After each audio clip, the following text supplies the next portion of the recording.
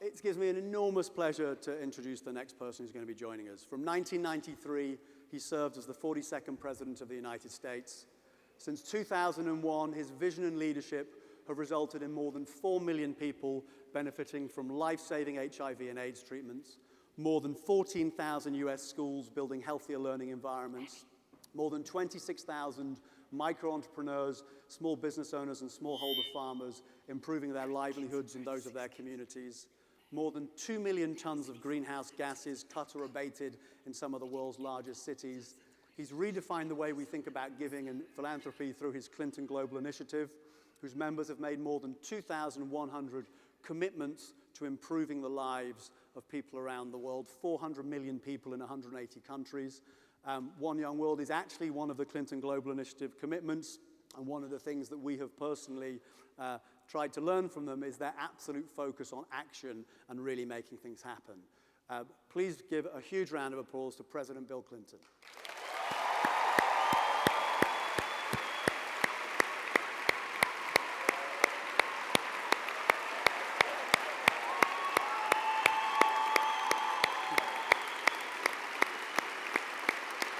Welcome. Thanks for being here.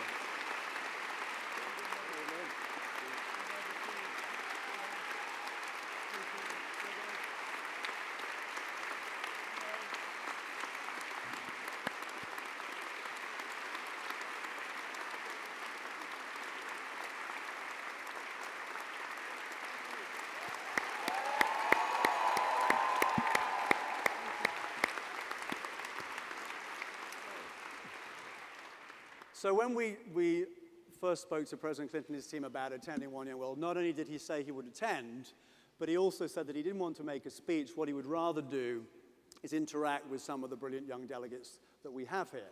So we actually have 6 delegates from around the world who are going to ask a question, and President Clinton is going to reply to those questions.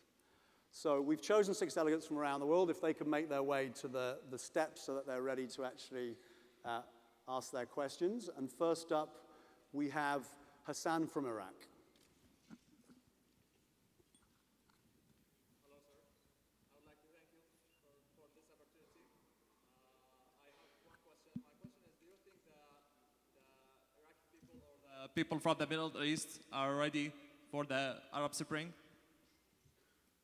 So the question was, do you think the people from the Middle East and Iraq are ready for the Arab Spring?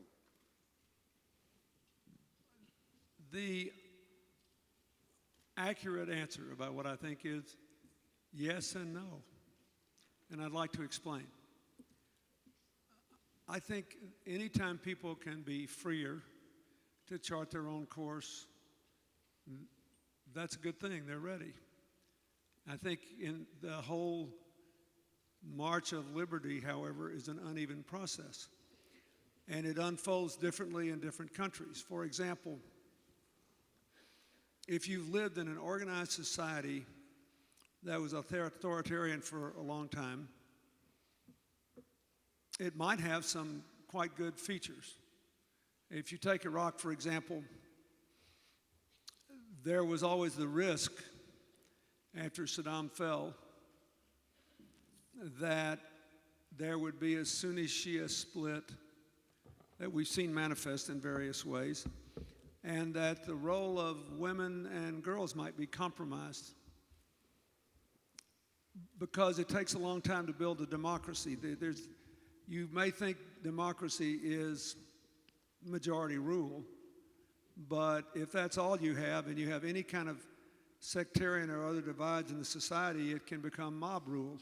It's majority rule, minority rights, individual rights, the rule of law, and some sort of consensual decision-making process. So what you have seen in the last few years is the struggle to hold together one country that includes a very large Kurdish minority, to reconcile the competing claims of various groups to oil, and how the resources should be divided between the national and local governments, and then largely, how are they going to relate to us? How are they going to relate to Iran? All these mega questions. But underneath, the fact that the people of Iraq have more control over their destiny, if they can keep from consuming themselves in the fires of violence, is a good thing. Tunisia, I think, is off to a pretty good start. Libya, you know, it's a lot of political controversy in America now because of the horrible terrorist killing of the Americans in Benghazi. But that American ambassador was the most popular foreigner in Libya. And Libyan citizens risked their lives to storm 2 armed militia offices, unarmed, to disarm them, to demonstrate that they wanted a peaceful future. So I think once you took down Gaddafi's security apparatus, created a lot of vacuums for others to move into, and those people will try to wreck Libya's experiment in the Arab Spring and democracy. But if you have enough people brave enough to march on armed compounds, I would say there's a pretty good prospect for success there. Egypt, I think Morsi's off to a pretty good start. He's trying to reconcile the need to keep his Islamic political party base intact, not be upset by the Salafis, and deliver something to the more secular Egyptians who actually, the young people who started the Arab Spring, in part because Egypt offers an extreme example of what is a global problem, including in the United States. The university system was not dismantled under Mubarak. It continued to produce 400,000 university graduates a year, but the economy produced nowhere near 400,000 jobs for university graduates a year. So you have an economic dimension of this, a social dimension, a political dimension, and a security dimension. And the only thing I would say is the roadmap will be uneven and bumpy in all of these places, but the road to democracy always is. Keep in mind, when the United States was founded more than 200 years ago, only white male property owners could vote.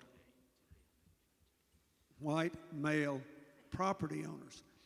African Americans were designated in our Constitution as 2/3 of a person when counting for the census.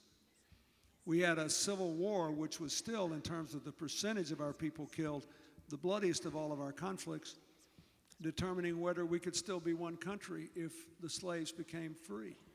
And then it took another 100 years after that to remove the last legal vestiges of slavery. And even since then, there's been an ongoing effort to get the practical consequences of our whole history worked out. Meanwhile, women have risen to more legal equality, but we still don't have anywhere near as many women in our Congress as the Rwandans have in Parliament. And we still have a pay disparity, and we're having a presidential election where one candidate, President Obama, signed something called the Lilly Ledbetter Fair Pay Act, simply guarantees equal pay for equal work and the right to sue to get it if you don't have it. And the other candidate, Governor Romney, wouldn't even say in the debate the other night whether he would have signed the bill. He didn't want to say I wouldn't because then he'd make the women voters mad. He didn't want to say I would because then he'd make his right-wing base mad. So this is a long, Max Weber, I recommend you, if you really care about this, I recommend you read a short book or a long essay written at the end of World War I in 1918 by a German sociologist who was a Christian Democrat in those terms called Max Weber. It's called Politics is a Vocation. And the defining sentence in the whole thing is that politics is the long and slow boring of hard boards. So if you want the Arab Spring to work, you have to build it. So I'd say, yes, the people are ready, but they don't have the institutional supports or the experience to make it work yet. You have to build it. And building it will be a different task, a different challenge in different countries. And in some of those countries, you risk getting killed if you try. Thank you.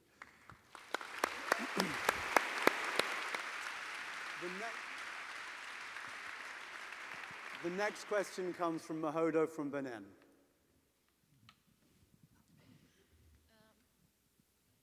Good evening. So my question is about international aid. What do you recommend as immediate and long-term measure to curb the over-reliance of third world countries on donor nation in sectors like education, health, and food security? And what can young people do? So what do you recommend in terms of reducing the reliance that third world countries have on international aid in sectors like health, education, etc.? First, I do a lot of work in this area, and with my foundation, and my goal is always to work myself out of a job. So the first thing I would say is, first, I will give you two examples, one highly relevant by history to your country. But I would say first, the country involved, receiving the aid, has to make a decision that its goal is to deal with other countries on an equal basis, seeking investment or trade or whatever, without aid. And then to seek that goal in a sensible way, being honest enough to say, if our incomes are too low, if our health indicators are too bad, if we don't have our people in school yet, we may need aid for a certain time. So I'll give you two examples. First, Rwanda. After the Rwandan genocide, 4 years after the genocide, their per capita income was still about $268 a year. They defined a set of goals to become a self-sufficient country, one of which was the complete equal treatment and involvement of women, which is a practical matter they had to do, since when 10% of the country was slaughtered in 90 days in the genocide, 80% of that 10% were men, maybe 85%. So now they have 56% of the parliament female, half the governors female, half the mayors female. They also had a very disciplined plan to grow the economy, and in 12 years their per capita income went from $268 to about $1,100. Last year the government gave every rural farm family a cow, a dairy cow. Sounds simple. 600,000 people in 1 year moved above the global poverty line with a cow, and with every village getting a shed in which the cows could be cared for and milked on a regular basis, and people being trained to do that who didn't know how. Okay, here's what I know. I worked mostly in Rwanda on agriculture and healthcare. We started by bringing them the world's least expensive AIDS medicine. Then we began to give them the testing equipment. Then we started working on other diseases and maternal and child health, and eventually we got to building health systems. Rwanda has an excellent health minister. They're getting all this aid, including from the United States. But most Western countries, not all, Norway is an exception, most Western countries require a lot of their money to go through home country NGOs, who typically will take an administrative fee in the home country and then another one in the country where the aid is received, and do things that they have decided are good for the country. I think that's patronizing. I don't go anywhere where the government doesn't ask, and I make them decide what we're going to do. If they want my opinion or the opinion of our people who do this work, we give it, but they decide. And then if we can help them, we say this is what we'll do, and we make a deal. But I think it's very important, first, to continue to build the capacity of the government to govern in any area with a goal to be independent. What's the point of all this? There was this plan in America to have a family health initiative over 5 years in Rwanda at a cost of $50 million through American NGOs, and the Rwandans didn't really want the money. They didn't want to do that. What they came to us and said is, we have a plan now that, let me back up, Paul Farmer in Partners in Health and our foundation, we built a hospital in every region of Rwanda where they had been destroyed during the genocide. Then they said in 2 regions, we would like to ask you to try the Partners in Health model from Haiti, that is regional clinics, and then train community health workers going to every community in the country. So at least people would stop dying anonymously and we could do basic care. After we did 2, they said, okay, stop. It was unbelievable. It's wonderful. They said, stop.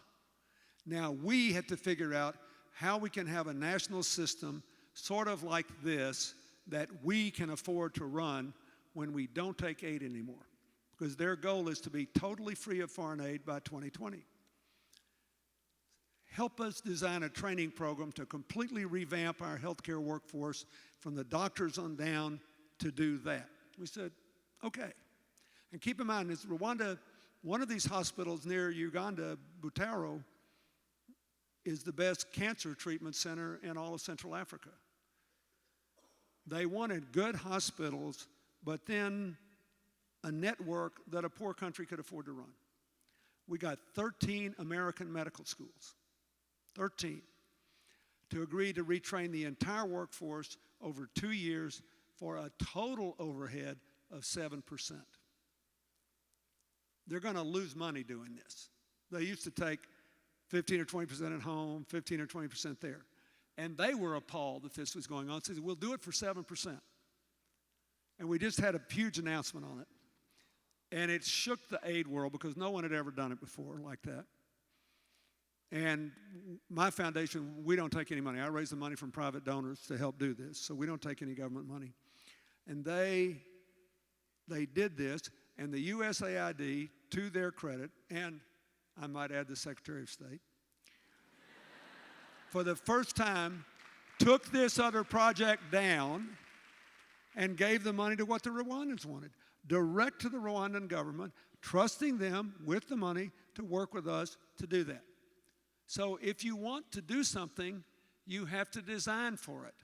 You have to decide you want to be free of foreign assistance and then say, how can we do this as soon as possible and still take care of our people? Example 1. Okay? Example 2. More related to your history. Until the 70s, Benin was known as Dahomey. And it was the home of the Fon people who created, is that your background? They created the religion we in the West know as voodoo. And they are the people who primarily settled Haiti. So before the earthquake in Haiti, they had a per capita income of about $770 a year. Poorest country in our hemisphere. After the earthquake, they were wrecked. They wanted to build a banking system.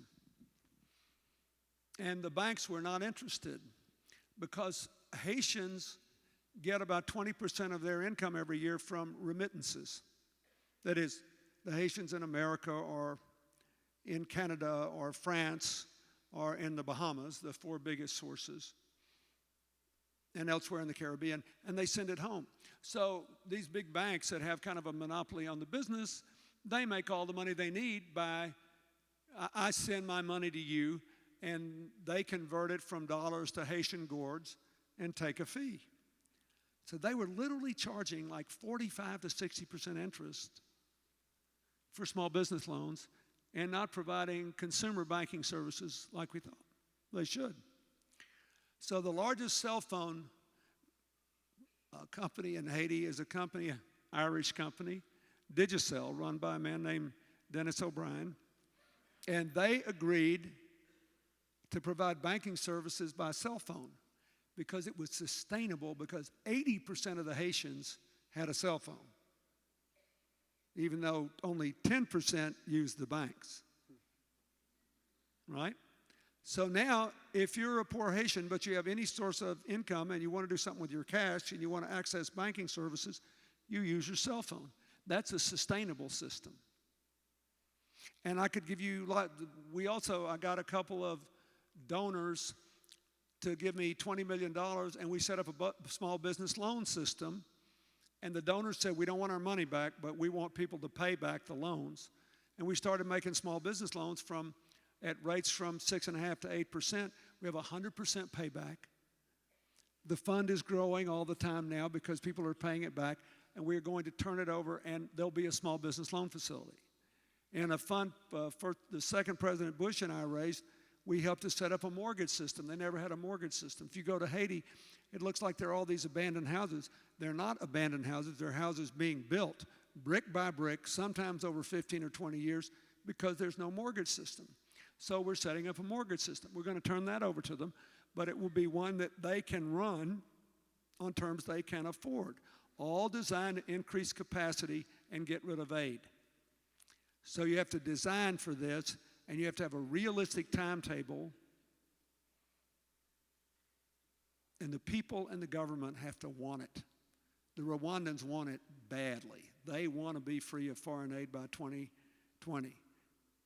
So, and then the NGOs and the governments that are giving the aid need to behave. They need to act like their goal is to work themselves out of a job. We want people to stand on their own 2 feet, chart their own future. We want to be there to help, and then go. That's a great point.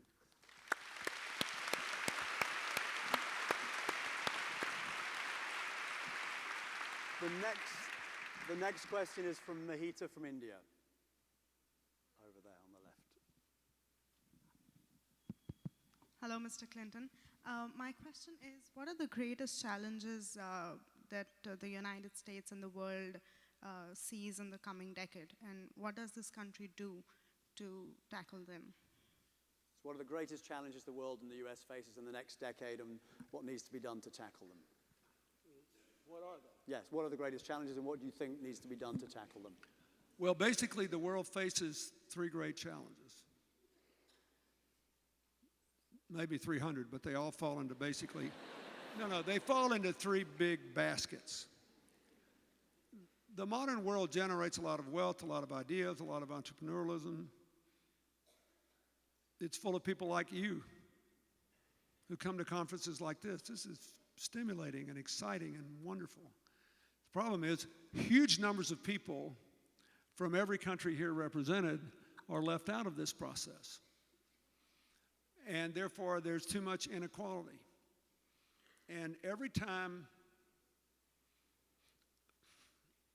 in a very poor country, let's say a village woman has an idea and a skill and wants to work and can't get credit, has no access to the Grameen Bank or whatever, it's a constraint on growth, and it aggravates inequality. It is devastating. We finally have people in the United States recognizing that the growing inequality in our country is a constraint on our growth and our prosperity.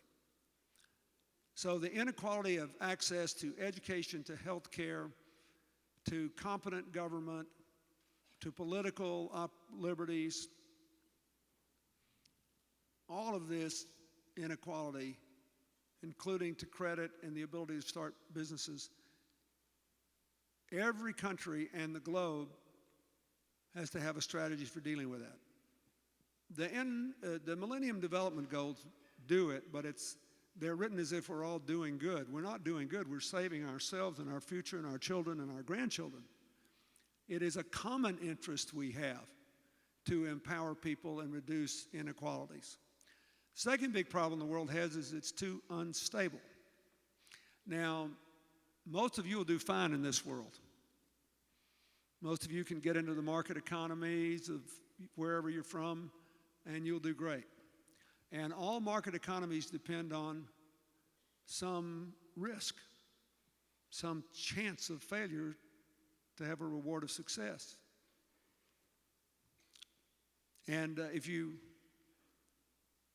good at picking winners, like my friend Eunice here has been with the Grameen Bank, you get a 98% or 99% payback, and the bank makes money and you create opportunity, but there's got to be some play in the system here. But if there is too much instability, everything just shuts down. It's what happened in the financial crisis. It starts in America, all of a sudden consumes Europe, and it's hurting people everywhere. It's what terrorists hope will happen when they kill far fewer people than died in single battles in World War I. But what they want to do is scare the living daylights out of everybody so no one will invest time or money or spirit in some more productive enterprise to organize people in a positive way. And so I think all these instabilities in the world need to be studied with a view toward creating enough play and freedom for dynamism and growth and empowerment to occur, but enough limits to avoid a total shutdown. I mean, basically, if you look at this financial crisis, it's pretty simple. It's like all the others. You just had too much risk being taken with too little capital to back up the level of risk that is being taken. And, you know, in my generation of Americans, we're mostly raised by our mothers to believe that if something sounds too good to be true, it probably is. And anytime you forget that, you start getting in trouble. But there are examples of that all over the world. Too much instability. Third big problem is the growth model on which the West and Japan grew rich, and on which China and to a certain extent the other rising countries are attempting to grow rich, which is that you can't get rich, stay rich, and get richer unless you consume more and more resources and put more and more greenhouse gases into the atmosphere. It's simply not sustainable because the climate is changing at an alarming rate with damaging consequences which threaten to shut the whole thing down and compromise your future and certainly the future of your children. So what we have to do is to find practical ways to work our way out of that without minimizing the enormous challenges that are presented. For example, before I came here, I did a rally for President Obama, a political rally, down in Ohio, just next door, in a region where a lot of people think they can't vote for him because they make a living out of the coal industry. And his government has said, properly, I think, that coal is a hazardous greenhouse gas. It's not good for our health. Something has to be done about it. But nobody has offered a practical response like the Germans and the Danes have. Denmark generates 25% of its electricity from wind. Germany, on a sunny day last spring, generated so much power from the sun that it was equivalent of 20 nuclear power plants. And yet both of them still have coal-fired plants running because they can't shut them down. So what they did was to say, you have to mix the coal with 20% wood pellets that have from sustainable forests or wood waste. So we are going to take these things down gradually so we don't have to throw everybody out of work. The most important climate change study that came out last year, from my perspective, because I spend an enormous amount of time trying to help cities all over the world and countries deal with climate change in a way that's good economics. Most important study was one which said we could slow the rate of global warming for 20 years by half, and in the Arctic Circle, where it's worst, by 2/3 if we went after aggressively the most rapidly dispersing greenhouse gases. CO2 from coal will stay in the atmosphere 50 to 100 years. All other greenhouse gases, including methane, which is 25 times more intense than CO2, disperse more quickly. Most methane is from agriculture and urban garbage dumps.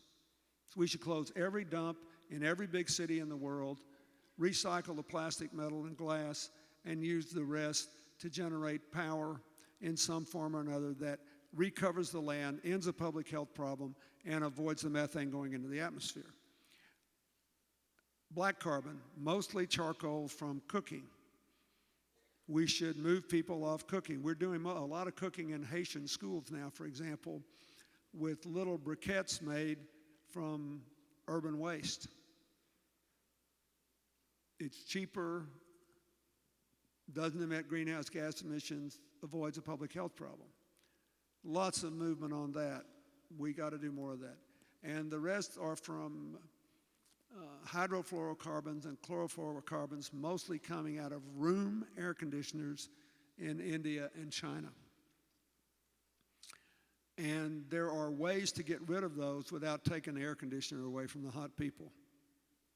In other words, there are solutions to this, and if you look at how we dealt with other similar problems, we can do it. But the larger point I want to make is this is a more distant problem than whether your village would be racked by sectarian violence. But if we don't do something about this, this could take your future away. And yet, changing the way we produce and consume energy and lose local resources could be the biggest economic boom the world has seen in poor and rich countries like in those in the middle. Take India, for example, which has the largest number of really poor people in the world and the world's largest middle class, and nobody's ever figured out how to connect the prosperity centers to the rural areas, or alternatively, how to develop an economically sustainable model.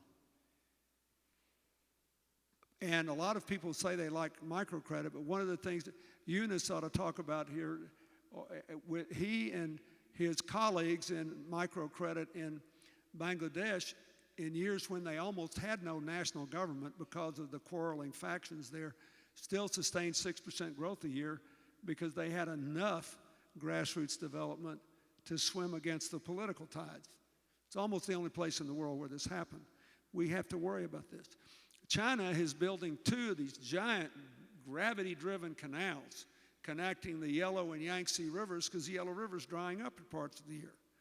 It never occurred to them that you may not be able to have 27 million people in the Beijing area.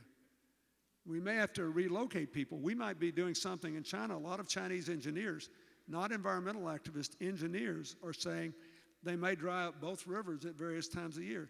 It would be calamitous. Then what are they going to do?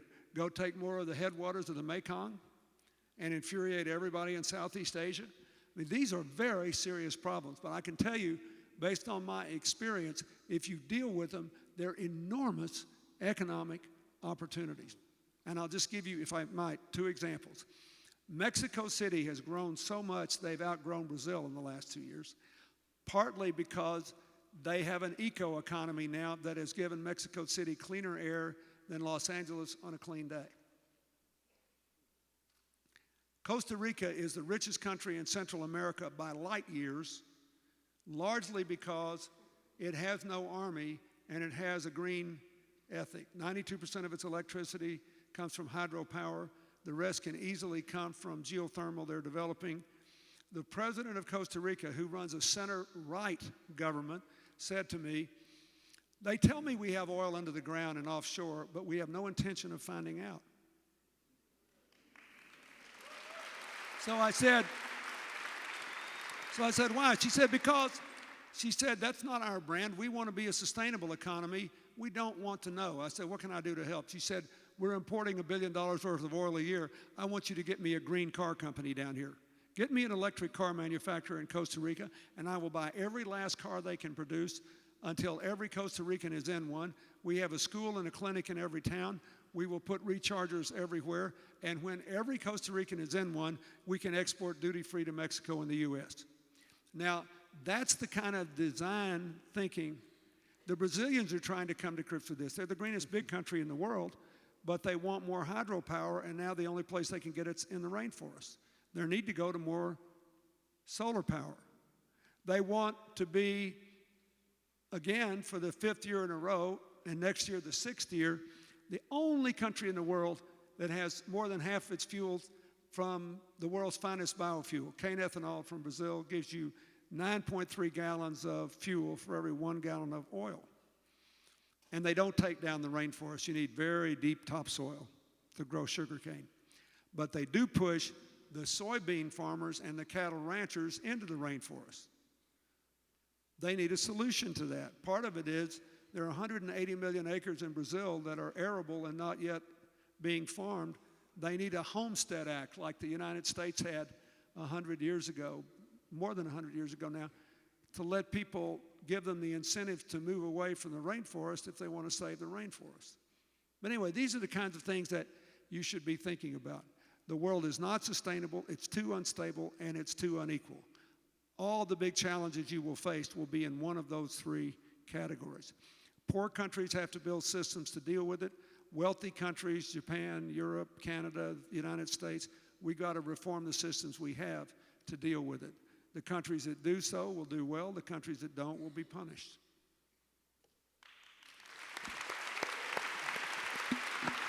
And we have time for one final question. So one final question from Becky from the USA.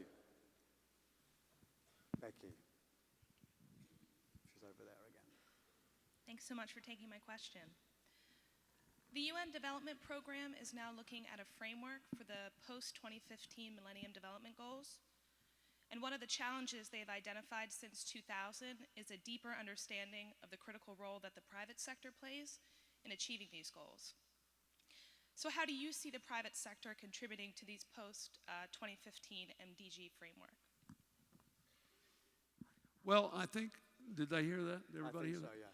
What should the role of the private sector be in contributing to the next round of Millennium Development Goals and achieving these larger social purposes?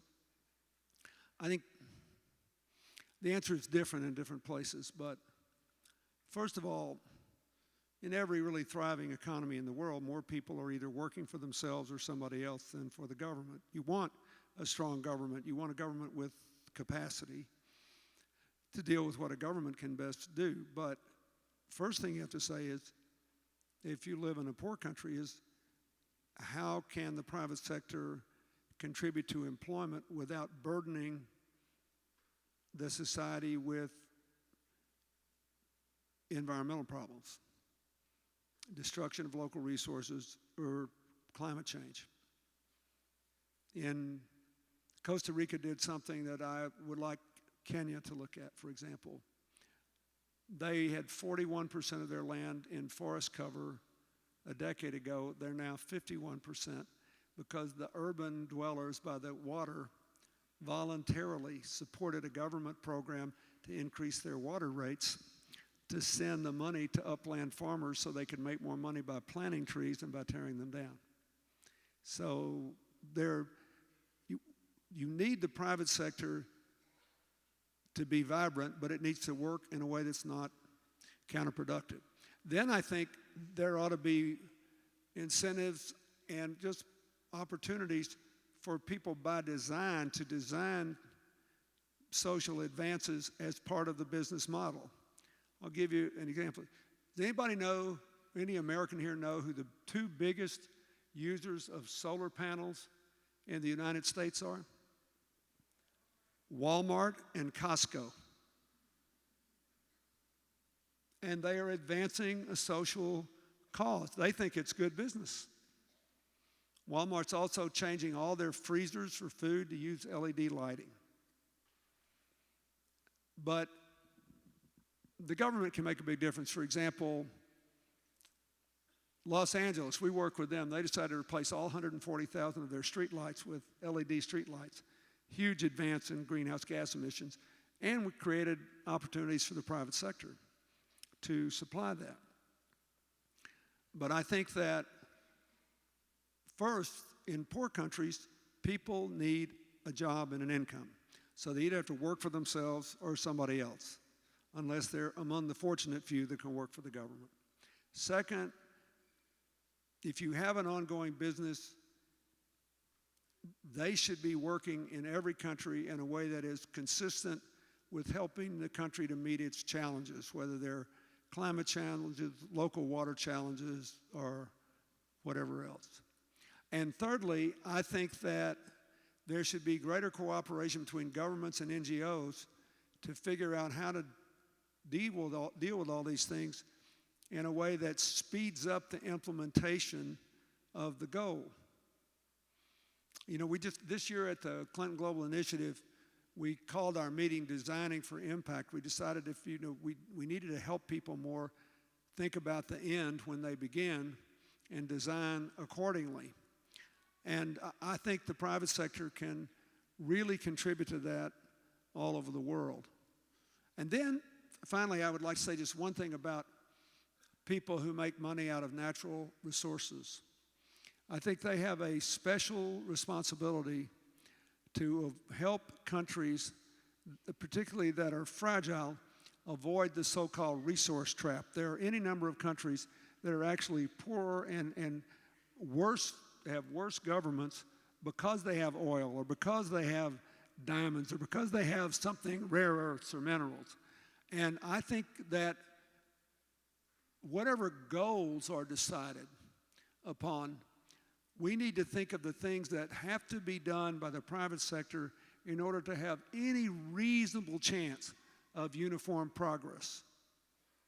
I mean, there's a reason Botswana is the richest country in sub-Saharan Africa, and that is they took their diamond money and they put it in a public trust and they put it all on the internet and they tell everybody what money's coming in from where and when it goes out, where it's going, and it's all there in a transparent way, and you can see they have used their resource money to diversify their economy and to build the integrity and capacity of their government. So I think you should think about that, for example, not just for the natural resource industry, but agriculture. There's a big debate going on in the world today. Should we increase the productivity of smallholder farms, which is I do a lot of work on, which can easily be doubled in almost any developing country in the world and often can be tripled or quadrupled with basic things that don't cost much money? Or are we going to have mechanized farming in Africa and elsewhere where there's good soil still undeveloped? Well, I think the Millennium Development Goals ought to have a whole different pact on that about what we should do to find the answers to that. And what are the socially and environmentally responsible ways to explore that question? Because in most African countries, for example, and in many countries in South and Southeast Asia, parts of the rural areas of South Asia and many Southeast Asian countries, and a lot of rural Latin America, keeping people on their own land is a big part of the framework of society. So we ought to know we can't do that and produce enough food to keep the world alive before we abandon that course. And we have not seriously made an effort to substantially increase the productivity of smallholder farms and their ability to conserve resources. So before we write that off as a big part of the solution, we should make a serious effort to find out. And it really bothers me that people say, well, of course that can't be done. You know, we worked with a bunch of farmers in Malawi. One woman had a 1/4 acre of land. One year she made $80. The next year, just by increasing the feed, seed, fertilizer, and making sure she didn't have to give up half of her income to transport the food to market, her income went from $80 to $400. If you could, now I don't think we can quintuple everybody's income, but the worst we do is double, and we average more than triple in the places where I work. It is nuts to give this up before we have a systematic effort in the countries that want to keep the fabric of rural life as it is to see how well we can do. So there needs to be thought not just on what these goals are, but we know enough now from the effort to reach the current Millennium Development Goals how to do it and where we don't have the systems in place to do it and what specific big obstacles or opportunities are out there. So the goals ought to be like this, but there ought to be an addendum about what we're actually going to do to turn our good intentions into real changes.